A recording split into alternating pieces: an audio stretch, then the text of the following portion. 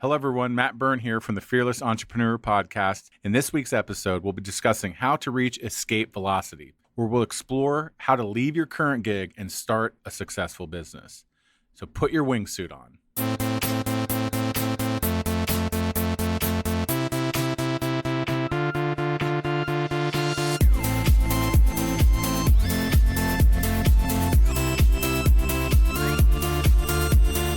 Tell us about some of the times that you've run into, conversations or entrepreneurs who struggled with their ability to kind of leave the comforts of their current job and spread their wings and fly, as it were. In my space, where freelancing, design freelancers, illustrator freelance, you'd be exhausted, right? You're working on these extra side gigs for money, and you'd come in the next day just whipped.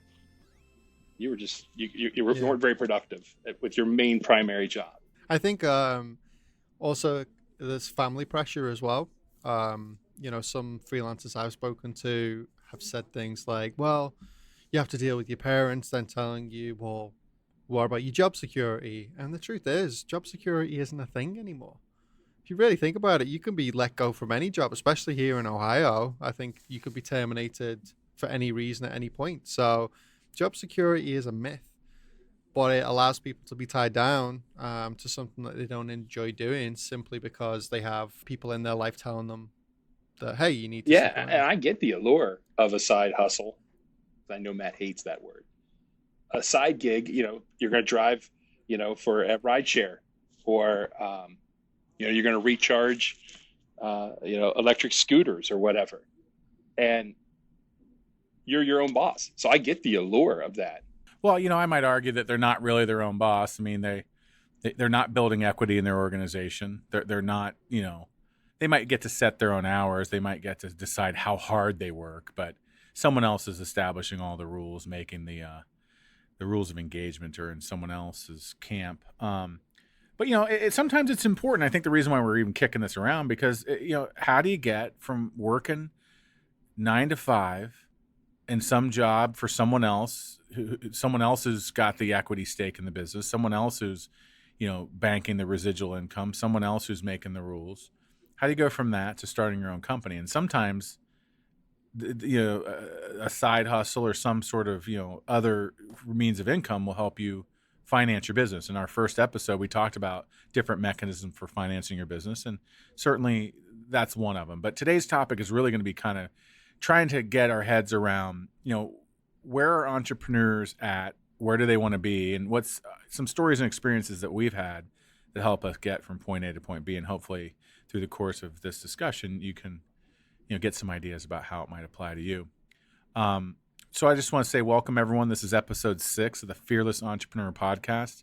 This week, we're talking about how to reach escape velocity, where we'll explore how to leave your current gig and start a successful business. I'm your host, Matt Byrne, and with me is Michael Lunt and Matthew Adams. We're 3 business owners based in Dublin, Ohio, with a wide range of business experience as well as equally different business ventures. So let's get it kicked off.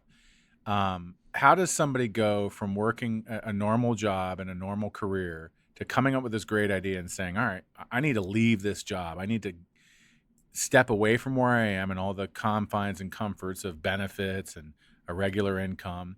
And I still need to pay my bills at home, and I still need to have enough money to kind of make that step forward. But that from concept to that first step into being an entrepreneur, that's what we call escape velocity. How do you achieve that? Do you guys have any thoughts or experience or stories? I was taking care of a lot of things in my full-time job for somebody else. And I realized, if I'm making this person all this money, I could be doing this myself. And I think that's more common versus you come up with this great earth-shattering idea and I'm going to start this business and do it. I don't know. I mean, maybe you guys had something a little differently. Not for me. I mean, mine was I bought a house, and then within a few months I was leaving my job and starting my own thing. So I had my own stress with that. But I think for me, it was a plan. You've just got to put a plan together. We have talked about this in a previous episode where business plans form a really good baseline for you to start something new. But even if it's just figuring out a simple thing as, okay, if like, how are you going to reduce your bills at home in order to make things a little bit more obtainable in the business? Whereas the business is not just generating money to pay for your mortgage and your food in your fridge and things like that, but it's actually you've reduced costs at home to make that money spread a lot further. Those kind of things are really important to figure out before you do move on to a new But job. before that, Mike, what was it? What was it you said that made you go, you know what? That's it. I'm starting my own business. Because the project that I was given or asked to work on required so much of my time that there was no way I could do that in a full-time job. But at the same time, I knew if I tried that, I was at risk of losing my job anyway. The amount Because of work you had and your side gig overcame. yeah, I remember having a conversation with my then boss who wanted to know if it was possible for me to do my projects in-house there and basically give him access to my clients that I'd brought over from England. And I wasn't going to let that happen. I mean, I liked him, but that's just not not something I was willing to Yeah, do. It goes to 11. I was waiting on it. I Oh, was God. waiting. I didn't want to interrupt his train of thought, but we do have a rule. If Britain or England is mentioned in this podcast, there must be a British accent mockery. I just want to say that Mike is very polite, and there are like 1,000 things he can make fun of us with. Oh He, yeah, absolutely. I think what I'm going to start doing is every time you guys just start talking, I'm going to play the Royal Grenadiers theme so that you guys start cowering in fear underneath your desks. Because I think if we're not going to violate a copyright, because that's probably public domain, but you can check the probably rules by on. now. You Phil. Yeah, I don't know if you can copyright a war theme. Yeah, right, exactly. No, that was great. That kind of first moment, and I think that's true for a lot of people. It's there's this fine line between your side gig. When you're starting out, you're kind of starting to do some beta testing. You're doing some research. You're getting just enough business in this side gig that you say to yourself, "Gosh, I'm pretty close. I'm ready. I'm ready to make the leap." Either the demands of that are so high that you can make the leap, or that they've created enough critical mass and inertia associated with the economics, meaning you've got enough in the war chest, you've got enough residual or flow of income coming in to help your cash flow crunch. I think that's a pretty common thing for most people. Now, Matt, what about the ethics of working for one company, but yet simultaneously and secretly doing something on the side? I think certainly if it's in a non-competitive business, there's a lot more breathing room on that topic. But what are your thoughts on that? yeah, you drive wide berth around what your core business is doing. I mean, you have a obligation to your employer to do right by them. I mean, if I you're agree. trying to pilfer off clients, or when you leave, you're going to take staff with you. You're just asking for trouble. When you leave, you don't want to have this scorched earth behind you. You don't want to have this broken bridge, right? You want to make sure that if something comes up, that former employer, if you're in the same line of business, may come to you and say, "Hey, I've got this project. Is this something you'd be willing to do as a subcontractor?" And that happened for me. So It happened for me as yeah, well. you got to make sure that you're not competing directly with your employer, because that's just a recipe for disaster.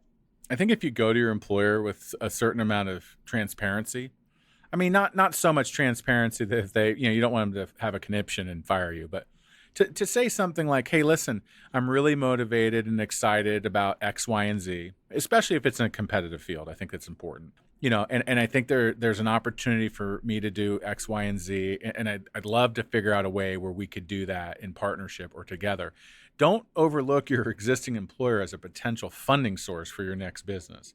I've heard lots of stories of people kind of doing what Matt and Michael did, and they actually leave their companies as a sister satellite, right? Because you're going to focus on a different part of the business or a specific vertical of the business, or you just have kind of an extension technology that the business doesn't want to totally get behind, but they see it and they get it and they might be willing to support it. At a minimum, you want them to leave with their blessing, because they could make your life miserable. You want to know why a lot of businesses fail?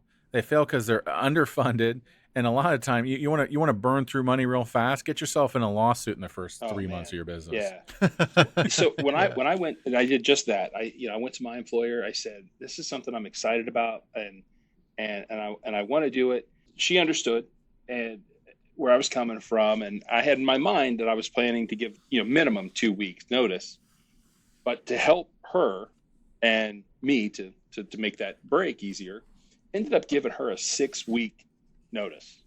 So I helped her Mhm. transition through, and in my reward for that, the clients that I brought in, I was able to take with me.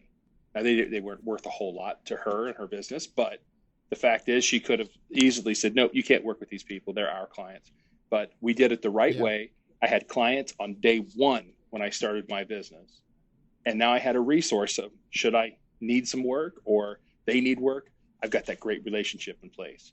But I think you've got to be careful. Yeah. Like you said, Matt, you should have a good relationship with your employer first and foremost, where you're having conversations like that. I mean, if they don't know you from Adam and you come in and say you're going to do this, they're going to tell you to pound sand, you're fired, get out. So I guess it all depends on the situation that you're in currently Yeah. before you jump. That kind of happened when I left as well. I mean, I gave my employer 4 weeks notice.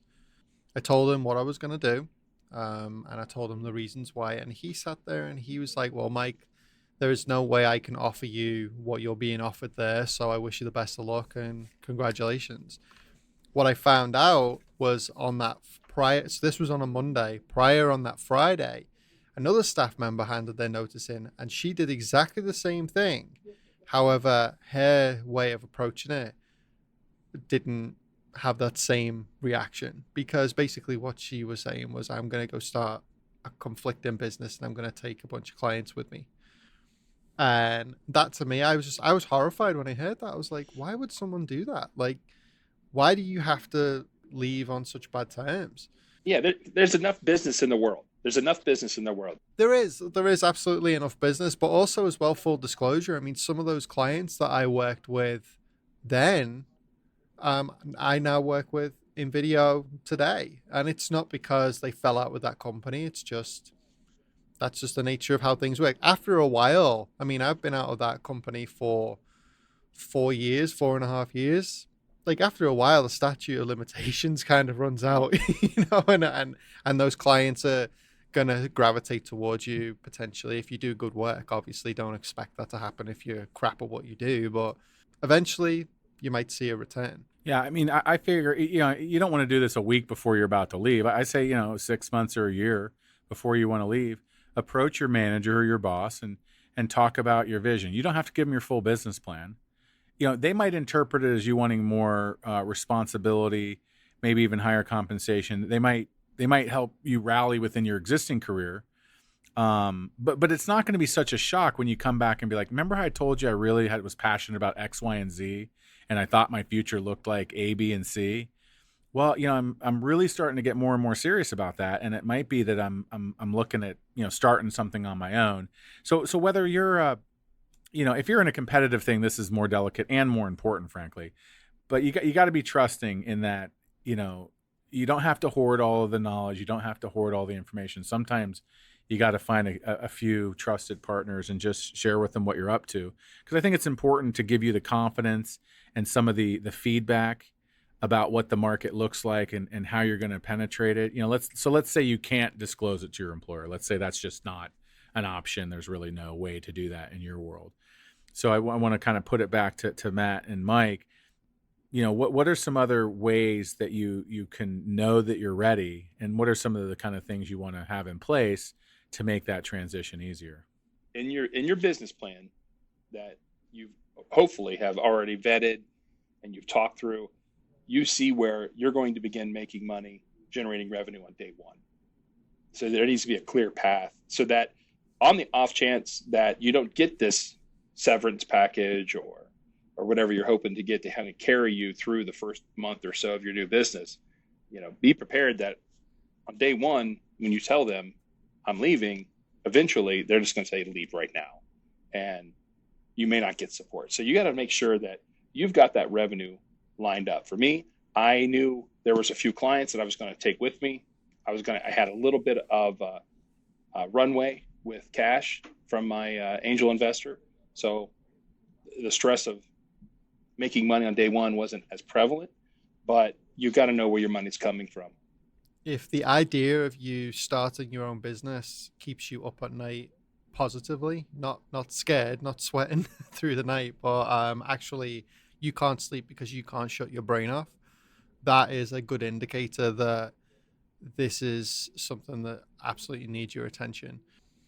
I think as well, if you're telling like your wife or your husband or your significant other that you are thinking about doing this and they can't think of a reason why it's a bad idea, that's also a good indicator that they believe in what you're doing and they believe in you as well.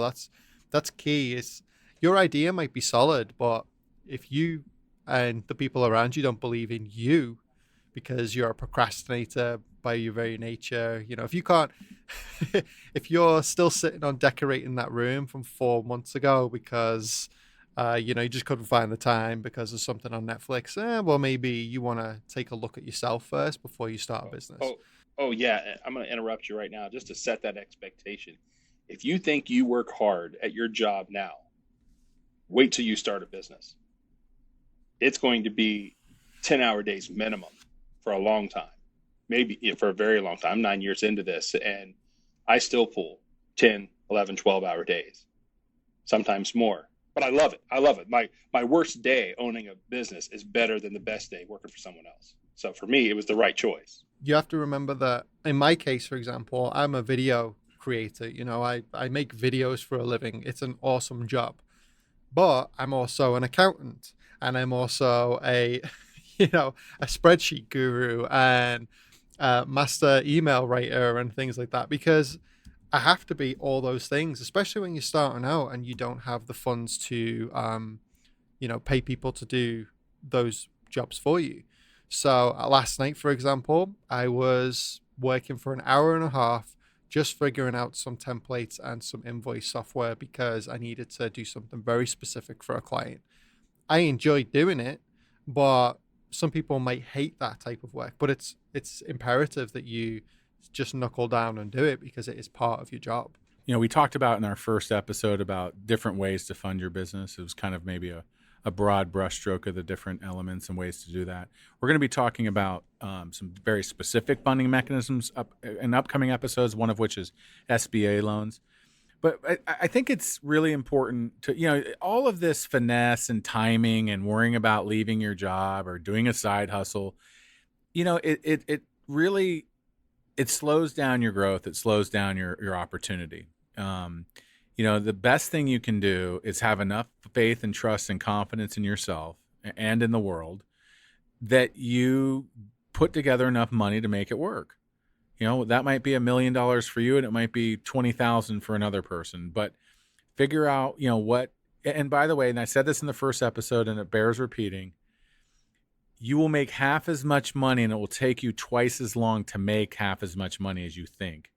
So if you're going to have $1 million in sales in 1 year, I say you will have $500,000 of sales in 2 years. Budget accordingly. Double the amount you think you need. But so we're going to talk about ways to finance and ways to make that happen. But if you truly believe in what you're doing, you gotta take that leap of faith, and that involves asking for angel investments, doing an SBA loan, friends and family loan, whatever it is for you, venture capital.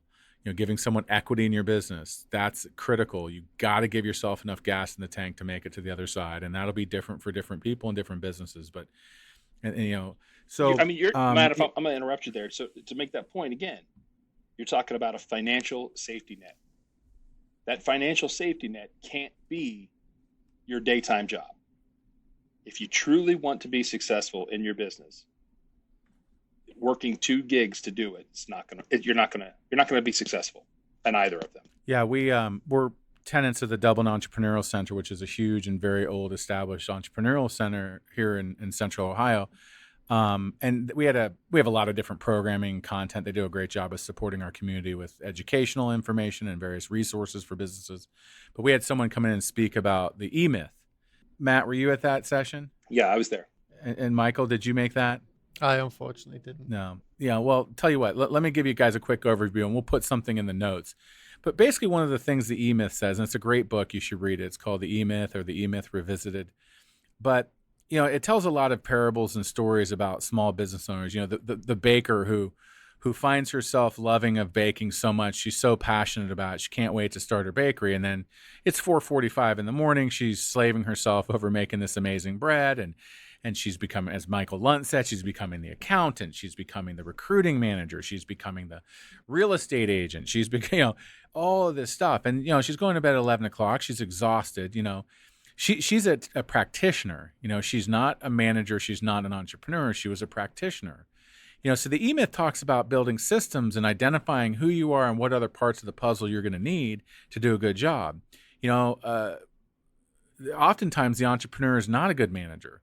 The entrepreneur is, not the person who can dig the trenches or build the websites or sell the insurance policy at work. Sometimes they can do both, but there's a lot of people. So the E-Myth talks about, this father and son team, and they were carrying water up, in a local African village. They were carrying water up from the river, and everybody was carrying it on their heads. And this one father-son team continued to carry it on their heads, while this other father and son team, went away for a year, raised some money, build an engineering schematic of an aqueduct and all sorts of systems and ways that they were going to and they had the water pumped all the way up to the village at the end of a spigot. And guess what happened to the father and son business that were sitting there carrying water on their heads for hire? Well, they went away. And so, building systems. And so the E-Myth talks about all this stuff. And it's a really great book. So I highly recommend you guys check that out. And I think it'll help you think of the different parts of starting a business and some of the pitfalls that people sometimes overlook and fail to recognize. One book I read as well while I was actually at my previous job, and it kind of helped keep me hungry for starting my own business, was called The Personal MBA. And it's all about how you don't necessarily need a master's in business to start a business, and that the Personal MBA is actually getting into it. When you're in your business, it's the best business school you will ever go to. And you hear a lot of people say that. Nice, actually, because the author is, based in Columbus. I don't know if he still lives here now, but he was definitely here when he wrote the book. So a nice little plug for the city that we're in. Yeah, the book actually really helped me to understand like the various different types of businesses that there are, the different ways to market your business, the different approaches you can take to starting it up. So that's a really nice resource. I'm sure you can get it from any library or get it on Amazon. It's probably going to cost you $10, but it's one of the best $10 you'll spend before you start your company. So I'll put that in the show notes for that book. But yeah, that was really, really helpful for me. All right, great. So, I think, one of the themes of this podcast are about being fearless. So we talk about fear, and, the goal is to overcome it and mitigate it and plan around it. We've kind of given you a few different things to avoid, but I want to kind of say something, and I want to kind of hear from each of my fellow hosts. As Matt Adams was saying, it's the best, bad day of fishing beats a good day at work. Bad day as an entrepreneur beats a good day working for someone else, because you're building equity. Even if your income is a little suppressed, you're building a marketable commodity, a business that could be sold to somebody else. And there's a amount of equity and value in your business that you're building up. Even if it's not making a ton of money yet, you're slowly building out that equity. And that's really important. But I just want to say, it's not that hard. Running your own business is amazing. It's super rewarding. You do have the talent and capability to do it, believe me. If you took the combined IQ of your host today, you'd realize you're plenty smart enough to do this. He's not it's wrong. Not, He's and not it's wrong. great. The water's amazing. Jump in. It's not that scary. It's not that hard. Do some planning, do some fundraising, and believe in yourself, because it's a great path. And even if you struggle and have to pay that tuition to that personal MBA along the way, that's what you want to avoid. You want to avoid making mistakes where you have to pay the tuition. I think largely that's what we're trying to do. We want to help guide and mentor and share some of our stories and experiences, hopefully to make your path easier and to make your mistakes fewer. Here in Ohio as well, when I started, well, actually before I started, I went to the Small Business Development Center, and I believe a lot of states have them, and it's a tax funded program. You're already technically paying for it. Um, and it was a great opportunity for me to sit in a room with a bunch of like minded individuals who were looking to start businesses. And it gave me a lot of confidence because I realized that my business idea was strong. I'd done a lot of research because I was clearly one of the more educated on my business idea um, out of the people in the room. And there were plenty of people. There was one guy I remember would stand up every week and tell us a different business that he was going to start. And it was things from a coffee shop to an audio studio to, and I'm thinking, well, wait, what's your business? So if anything, it's a good idea to go just to flush out any creative ideas that you might have. And so you don't fall into, the trap of starting something that's doomed to fail. But it was a great resource that I used. They give you access to a lot of tools and also helping you figure out what free resources are right there on your doorstep, how to use the library database correctly and access things like target markets and things like that, which you would never even think that exist for free. So off of that, like a takeaway for me on how to start your business and how to know you're ready, I would still say is when you're getting butterflies, when you cannot sleep because you're so excited about your idea, and then springboarding that into something like a small business development center who can help nurture your business idea, then you know that you're ready to take the next step.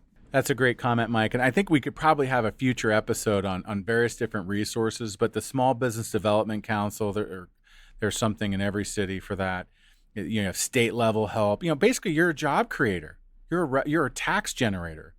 The municipalities, cities, towns, states, they all want to help, and there's federal programs available. So we'll engineer a future episode that talks more about those programs. Matt Adams, why don't you tell us kind of some of your takeaways and some of your final thoughts? You had mentioned the Dublin Entrepreneurial Center earlier, and there's a wonderful stat out there that when you're starting a business, if you can affiliate yourself with an entrepreneurial center of some type, the success rate in a facility like that, I think, is just over 80%, which is a huge number. Now in Central Ohio, there are several groups besides the Dublin Entrepreneurial Center where you could do this. Now, being a tenant here and being familiar, this is the 10-year anniversary of the facility, and the success rate of businesses that have come through here is 93%. So getting yourself around other like-minded people and finding these resources, once you do decide, I've got a well-vetted idea, I have a revenue stream, I've got some funding, I'm ready to do this. Don't just go rent in an office and sit there and try to run your business in a vacuum. Get around other resources and ask other entrepreneurs. That's how this podcast got started. We were three people that were just always talking to each other about these ideas.